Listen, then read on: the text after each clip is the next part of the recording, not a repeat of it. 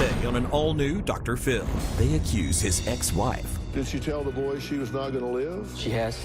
of faking cancer. You put our producer on the phone with a nurse. Sharon. There's no Sharon that works at that hospital. And over-medicating the kids. This says emergency only. You've upped the dose to every night. I would never intentionally hurt my children. I don't think you're being fully candid with me. Let's do it. Have a good show, everybody. Here we go. This is a safe place to talk about hard things. Stand by. We'll count you down. Today's going to be a changing day in your life. 5, 4. I am not giving up on you.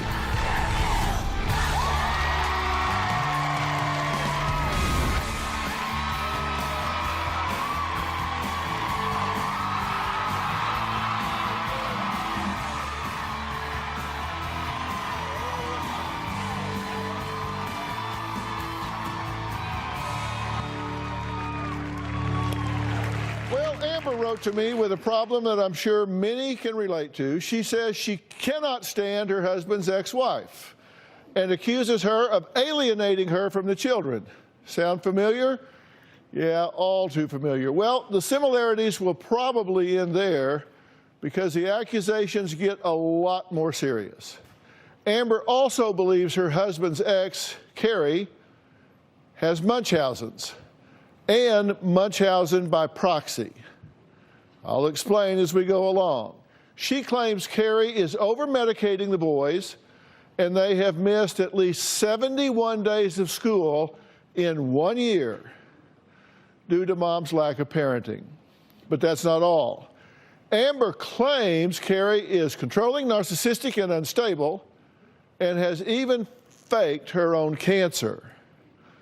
Now, meanwhile, Carrie says Amber can't seem to stay in her place and that Amber wants her kids to herself. The very first time I met Carrie, she told me to stay away from her kids, you bitch. I think Carrie is jealous of the fact that Marcus and I have a relationship and a loving family. Marcus and Carrie have 2 boys together, ages 10 and 12. I believe Carrie has Munchausen disease and Munchausen by proxy. Carrie's always saying her kids are sick. If the boys are sick, have a cough, her first reaction is to take them to the emergency room. The kids take a lot of different medicines. Nose sprays, inhalers, allergy medicines, pills. Carrie and Marcus's boys have had up to a total of 71 days per year of being absent and tardy at school. It's outrageous. Carrie brainwashes the boys every chance she gets. You're trying to make me out to be the bad guy all you want. You are. Has even brought cops to our house saying we were trying to keep the boys from her, and we were not. You showed up at my house with the cops. 2 weeks after they were supposed to be home. Are you kidding? No, I'm not. 2 days. Carrie treats Marcus like crap, calling him a fat loser. You look like you sit on the couch and eat ice cream all day. She will call him a deadbeat father in front of the kids. I really think that she's the deadbeat. Carrie refers to me as the fat cow to her boys. Your wife getting mad at my kids because they didn't give her a kiss or tell her that they love her? So what? She has also called me a stupid, fake, fat bitch. Marcus and I would like to get custody of the boys. We have a stable home, an environment, and structured living, and we would like to get the boys. Well, Marcus says Carrie controls the co-parenting situation. Take a look. Carrie is controlling, vengeful, manipulative. Carrie's jealous of my relationship with Amber and the fact that we're happy. Carrie and I's relationship is constant fighting and arguing. It's about you playing games. It's about you think you're in charge. Yeah, that's what it's about. She doesn't allow for normal co-parenting. Even a simple task turns into a big ordeal. It's time for them to come on now. They'll come out when I tell them to. Then go get them. And I don't want to yet. My kids are absolutely stuck in the middle. I wish you would just leave and never come back, really. Makes me feel very angry. Carrie badmouths Amber to the boys. She's poisoning the well. Carrie likes to name call. Carrie's been stuck on fat. This packing on pounds thing, is that what you like to do now? You're This sickly getting fat. anorexic thing, is that what you're going for? I do believe that Carrie has Munchausen and Munchausen by proxy. Something as simple as a headache or a stomach ache turns into hospital visit and more medication. My boys are not unhealthy. I think Carrie does this because she needs to feel like she's the one taking care of them. She has to feel important. I'm not very happy with the living conditions she has for them right now. They live with Carrie's parents. It's a small house. There's not enough space. They have clean issues. When I pick them up, their legs and arms have been eaten up by bugs. I believe they're in an unhealthy situation with Carrie. Right now, I'm at a point where I'm willing to fight hard for full custody. Okay, Marcus, why do you think you should have full custody? I think the boys would be safer at my house, healthier at my house. So you think they're in danger with her? Do you think she would actually hurt them on purpose? Not knowingly, not on purpose, but with a condition that allows her not to know that she's doing it. And that condition is what? We believe it's Munchausen. That's a very serious disorder. Yes. Just so everybody knows, the Munchausen syndrome refers to the most severe and chronic physical form of a group of disorders called factitious disorders. It does include, in part, making yourself sick or causing yourself to exaggerate symptoms or over-dramatize. For example, dramatic, inconsistent medical history. That's very much what she does with the medicines. Falsely fabricate medical records, unclear symptoms or relapses that become more severe with treatment or after negative tests. Like they'll test and say there's nothing wrong, but then the symptoms get even more severe. When we're talking about this imposed on others, then all of these sort of things are pushed on somebody else. They use this on the kids. Do you think that's happening with your boys? Yes. Is she over-medicating the boys? I do believe she is. And what is the custody arrangement now? I have first, third, and fifth weekends of the month. They're basically with her. Right. And you get every other weekend. Right. Okay. If she's such a terrible parent, why is that the case? When we agreed upon this, I wasn't in a place to take them. So you agreed to this? Yes. And she says you weren't much of a dad to begin with. Is that true? I can't argue too much about their early life. I wasn't. You say that you agreed to that then because you weren't in a position to be a responsible, ever-present father, but now you are. You've cleaned your act up. Yes. Okay. Yeah. And you think that she is introducing some negative mental, emotional experiences for these boys. Absolutely. Has she claimed that she had cancer? Yes. Did she? She's claimed it 3 times since I've known her. Did she have cancer? I'm not a doctor. I don't believe that she had. And Did she tell the boys she was not going to live? She has. She told him, I'm dying of cancer. Yes. Right. Stage 3, I believe. Stage 3 cervical cancer. Yes. And did she also say it was metastasized, that it had gone into her lymph nodes in her abdomen and that it had spread throughout her body? It had spread, yes. Did she tell him that she had had 8 miscarriages? And that they were buried in a cemetery down the road from her parents' house. And you think she badmouthed you? Oh, I know she badmouths me. All right, when we come back, we meet Marcus's ex-wife and hear what she has to say about the fact that Amber and Marcus want full custody of her boys. We'll talk about that next. Amber's just trying to take my place. My kids have told me Amber wants them to call her mom. That makes me incredibly furious. I'm their only mom. And later, this has to stop. That doesn't mean text me through his phone. Well, you know what? You can play the victim here, or you can put on your mommy pants and grow up.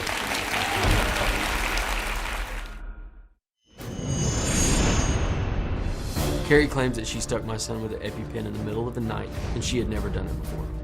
Carrie watched him sleep at night, told me that he had stopped breathing, so she stabbed him with the EpiPen while he was sleeping. He didn't wake up. An EpiPen is a needle. If somebody stuck you with a needle while you're asleep, you're gonna feel it. I think Carrie made up this whole thing so that she could look like the good mother that saved her son. That way it looks like Carrie's taking better care of the boys. Well, Marcus is concerned his ex-wife Carrie is over-medicating their 2 boys. But Carrie says she is a great mom, and the real problem here is Amber, who is constantly meddling in the middle. Take a look. Amber has always been too involved with my business, with my ex-husband. Amber is two-faced. Amber is just trying to take my place. The first time I met Amber, I stuck my head in her door and I told her, you need to stay the hell away from my kids. Marcus and Amber are constantly telling me they're a better parent than I am. The one thing that I'm great at is being a mom. My kids have told me Amber wants them to call her mom. That makes me incredibly furious. I'm their only mom. Marcus does pay child support, but it is not consistent and it is very difficult to get any money from him. You don't pay for child support. I know you gotta have I pay plenty. exactly what I'm supposed to pay. Marcus tends to always be volatile, angry at something or someone. I have called Amber and Marcus names. I've called Amber fat cow before. I've talked about Marcus's turkey neck. I want to hurt them in the moment. My kids do have a lot of allergies and asthma. It is ongoing. The boys used to have nebulizer treatments twice a day, nose spray, 2 different pills and 2 different inhalers, and that was every day.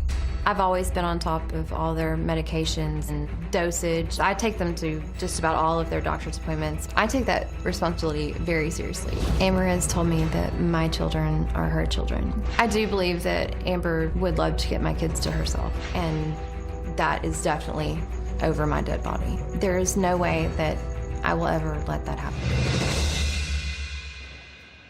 All right, Carrie, thanks for being here. At this point, you think these two are toxic for your boys? I do think in a way they are toxic. Okay. And do you think Amber in particular is toxic for your boys? She tends to be the kind of instigator, the ringleader. Does she stir the drama? Yes. Do you think she talks bad about you to your children? Yes, I know she does. Okay, and they've told you that? Yes. I went through everything that you said and made a list of your complaints about Amber, so I want to go through those about Marcus and Amber both. According to Carrie, you say Marcus and Amber cause fights in front of the children. They alienate you from the children, which we just talked about, that Marcus doesn't pay attention to the children, and that Amber takes away their technology as punishment. Sometimes they're electronics and toys, that sort of things. That they always have strangers living with them, that they trash talk you in front of the boys, refers to your sons as her children, and the children return with cuts and scrapes, and that they have to sleep on the floor. When they came to my house for the weekend, and you've got 4 boys that love to play with each other and like to be around each other, they would pick to sleep on the floor all together, watch TV, and they'd fall asleep in the bedroom. Go home. Returning with cuts and scrapes.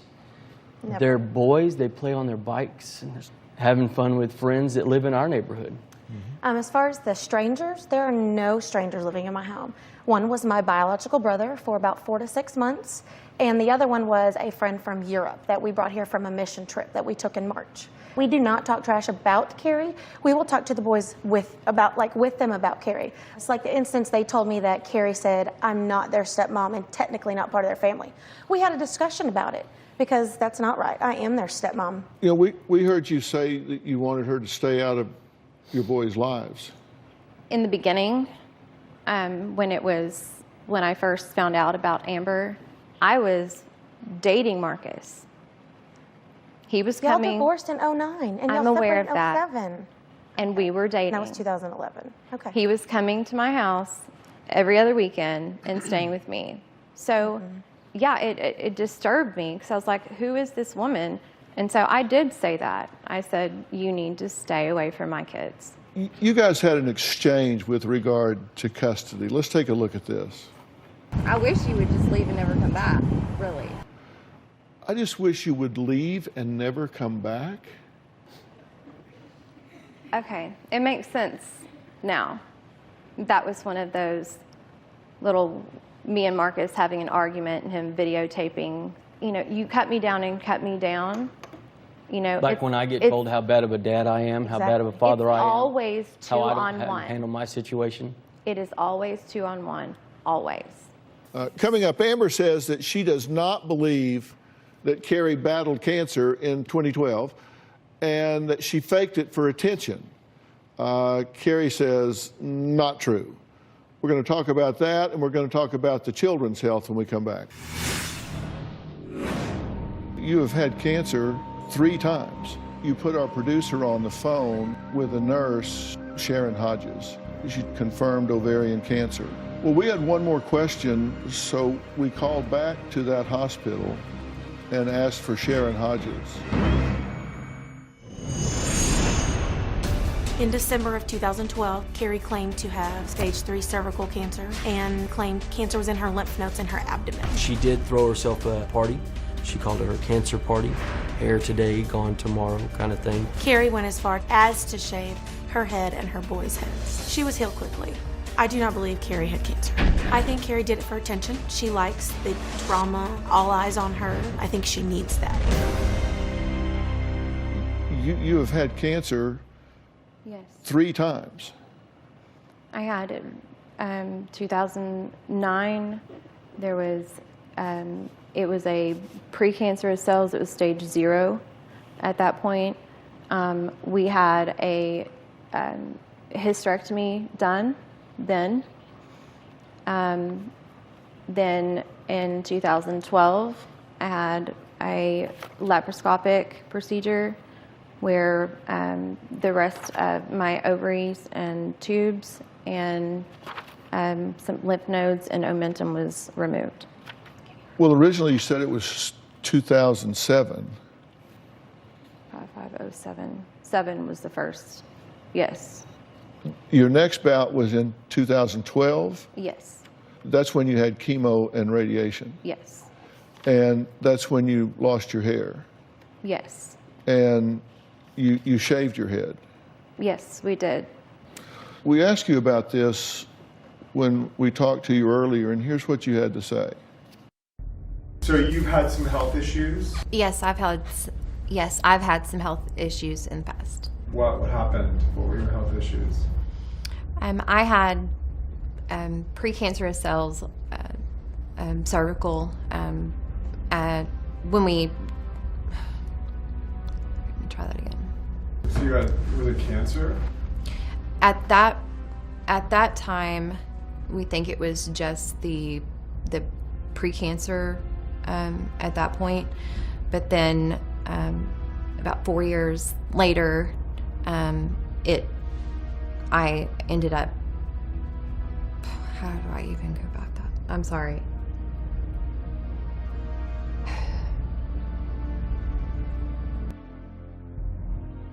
Several years later, it was told to me that the cells had developed into cancer. And so we had to do more procedures and treatment that time.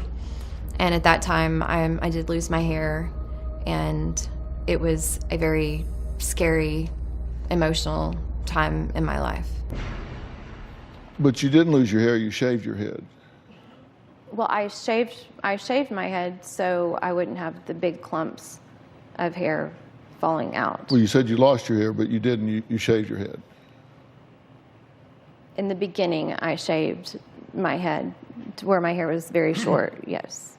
And we asked you about this morning, and you put our producer on the phone with a nurse from the Christus Trinity Mother Francis Hospital in your hometown, right? Yes.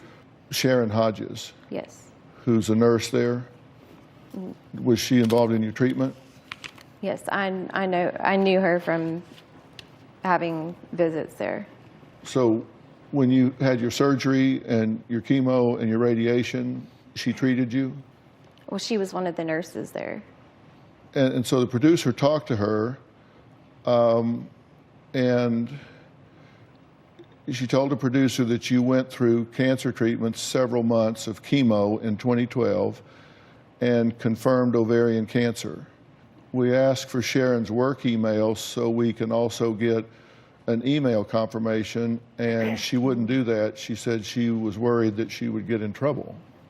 I called, and they had told me I needed to sign, records release and things, so I don't know if... Well, we had one more question for her, so we called back to that hospital and asked for Sharon Hodges. Okay. And they said there's no Sharon Hodges that works there. Who is Jenny? It's her best friend. One of my friends. Because when you called Sharon Hodges on your cell phone, the name Jenny came up in the screen. Well, yeah, because I know Sharon. That's what I was telling the producer. But you have Sharon in your cell phone under Jenny? No. I called Jenny's phone. I said, is this Sharon? She said, no, she said, this is Jenny, Carrie. I was like, oh, I need to talk to Sharon. Why would Sharon be with Jenny? Because we were all friends. Does that not make sense? Not at all. Okay. The truth is, there's no Sharon Hodges that works at that hospital. She doesn't exist. The hospital has no reason to lie about that. But neither do I. I did have to go through treatment. I did have to go through chemo and radiation. So when you put our producer on the phone this morning speaking to Sharon Hodges, they were actually speaking to Jenny. No, that still wasn't Jenny. Who was it? Her name is Sharon. What was she doing at Jenny's house? They are neighbors now. I know it seems so coincidental. I'm just hoping you'll clear it up for me so I can understand. Well, I'm kind of confused at the same time, so I don't really know how I can clear things up for you. Coming up, Amber and Marcus claim Carrie has Munchausen by proxy because of the way she over-medicates her sons. I'm going to ask her about that after the break. See, this says 1.5 emergency only, and you've upped the dose. I didn't change the dose. And it's the wrong child. I would never intentionally hurt my children. I'm just saying there's some fishy stuff going on here about medical perception. Closed captioning provided by... I'm looking at this from a judgment standpoint, and when I look at your medication of your children, that seems really inconsistent as well. The instructions on the bottle here for your 12-year-old say that this medication, montelukast 1 tab nightly for your 12-year-old, and how do you pronounce this one? Desloratadine. Desloratadine, take 1/2 tab by mouth daily. The 10-year-old, prednisone, take 1.5 tablets as needed for emergency plan only for the 10-year-old. And then you've got over here, you're telling them to give it to the 12-year-old 2.5 every night. The reason he was taking the prednisone is because if he had had an allergic reaction, he starts his emergency protocols. And that is what is listed on his emergency protocols that he follows for several days. They both have the same medications. I understand that one on this screen, one is saying it's a 12-year-old's, but one is saying it's a 10-year-old's. But they have the same medicines. And they're prescribed the same medicines. See, this says 1.5 emergency only. Right. And you've upped the dose to 2.5 every night. I didn't change the dose. And it's the wrong child.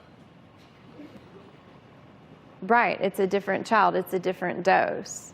It didn't come from me, it was the doctor's, that was what the doctor's notes had told me to do. His emergency plan is in the paperwork that I provided. All we have are your instructions.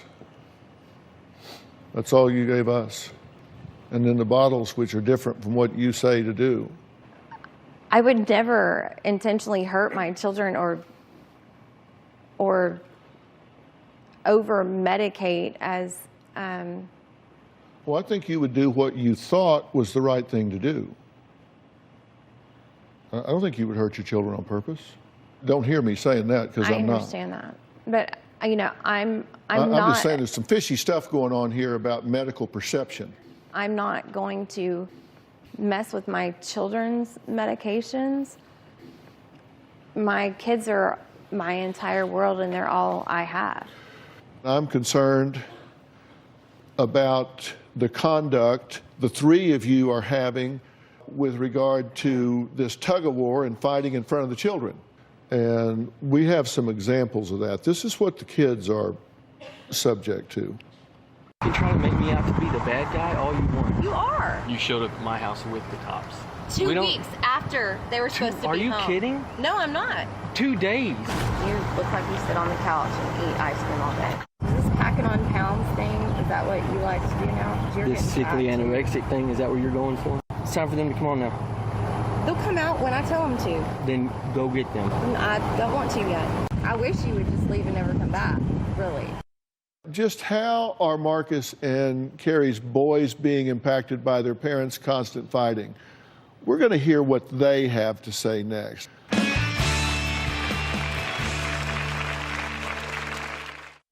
Closed captioning provided by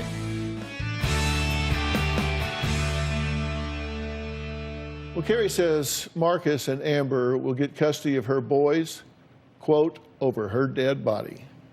But how do the children feel about all the fighting between three adults? Whose side are they on? Take a look. I do think my parents fight more than other parents. It hurts, and I don't like them fighting. It affects me emotionally. I've heard them, but I never got what they were saying, so I never really understood it. When Child Protective Services, for example, comes in and looks at the fitness of a parent, they look at 10 different factors. And number one, they look to see if you're able to provide a safe, stable, secure environment.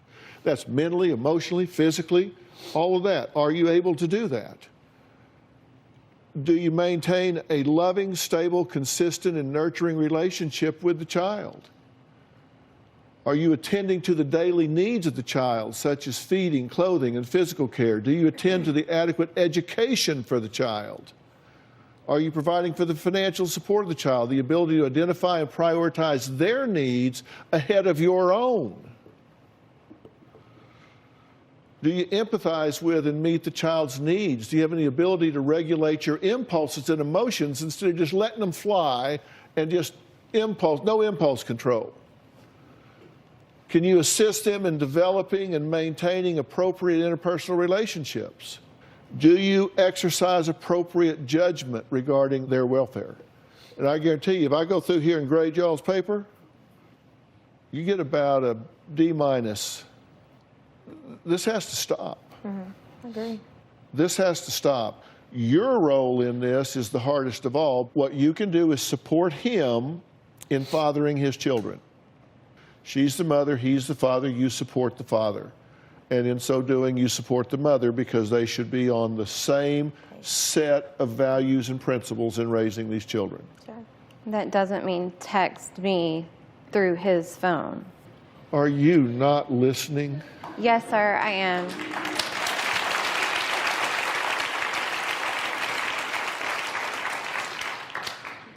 I didn't want to come out here feeling like it's 2-on-1. But yet it's always like that. Well, you know what? You can play the victim here, or you can put on your mommy pants and grow up.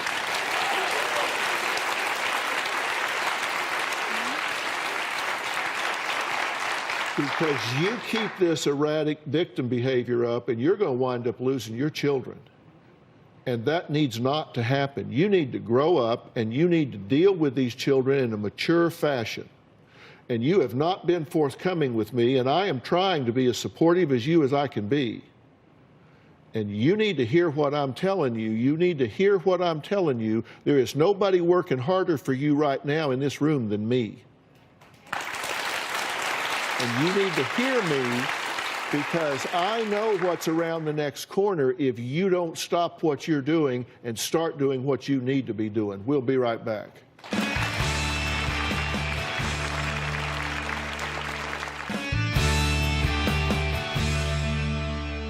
You are using these boys as pawns. You are using their medical circumstance and situation to dramatize your relationship with them.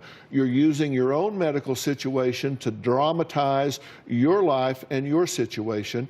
And you can roll your eyes and get sanctimonious all you want, but I'm going to tell you what, if they decide to drag you back to court and they appoint an ad litem for these children, that is somebody that does not work for you, does not work for him, but they investigate this situation, they're going to find out whether there's a Sharon Hodges or whether there's not. They're going to find out whether you had metastasized cancer or whether you didn't.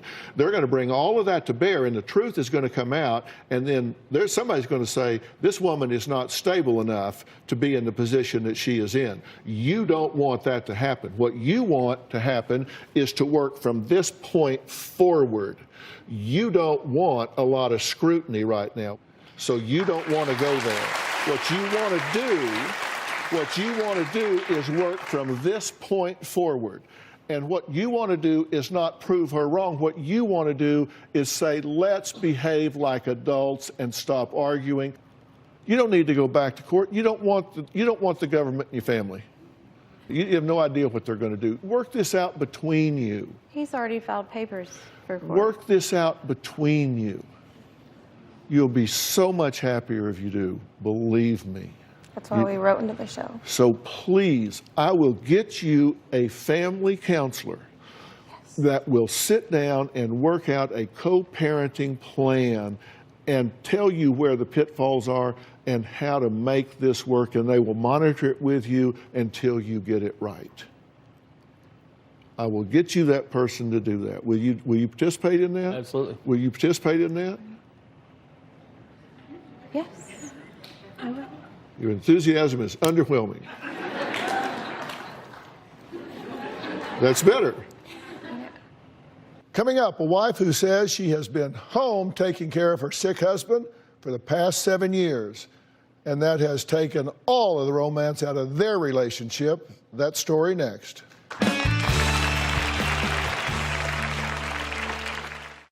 Closed captioning provided by Finding love, getting married, and raising a happy, healthy family is a life goal for most of us. But what happens when the person you married is stricken with a serious illness and your primary role changes from spouse to caregiver? Well, that's exactly what happened to my next guest, Deb.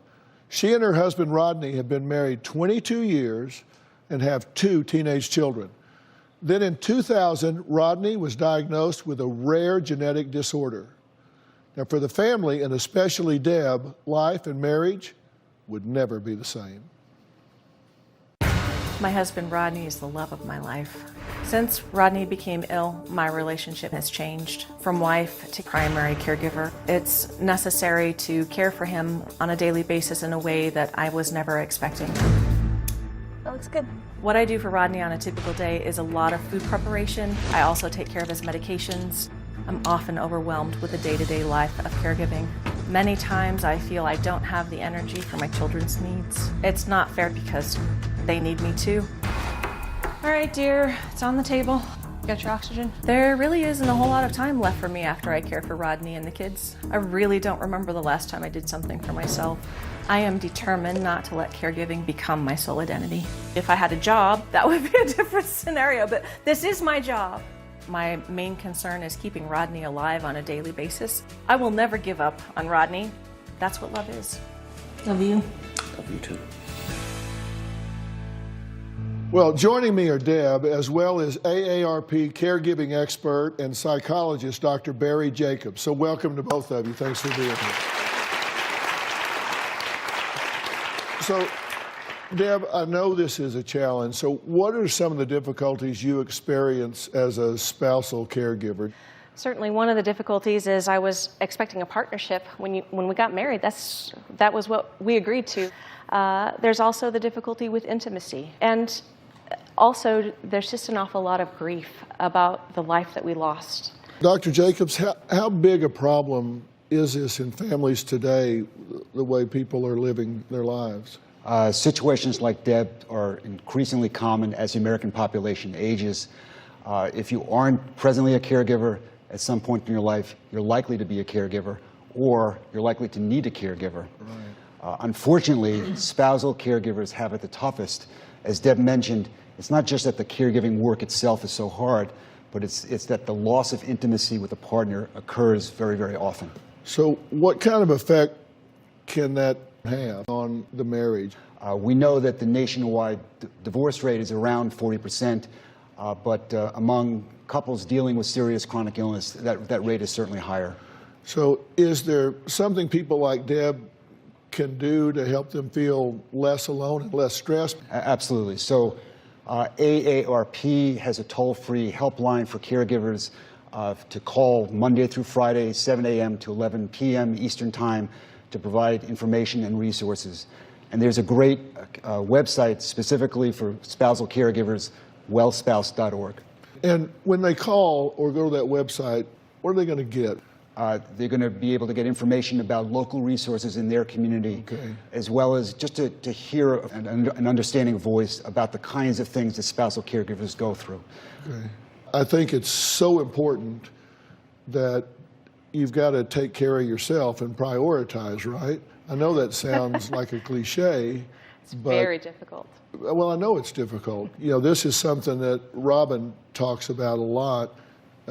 Robin, you say this all the time about taking care of yourself, true? I'm the matriarch of our family. I have a very important job to do and have over the years. And if I don't take care of myself, if I don't put myself at the top of the list, then I won't be able to do my job. And that's to take care of those I love. So I live it every day. I put myself first so I can take care of others.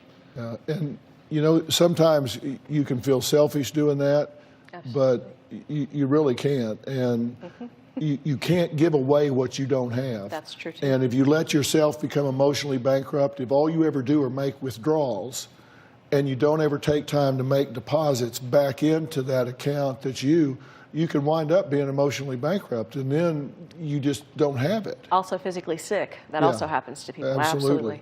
And there's another resource, because Dr. Jacobs has co-authored with his wife a great book for AARP, and it's Meditations for Caregivers. And what inspired you and your wife to write this book? We know that caregivers in the midst of really difficult caregiving can lose their sense of identity and neglect themselves, and that then makes them prone to burning out and needing care for themselves.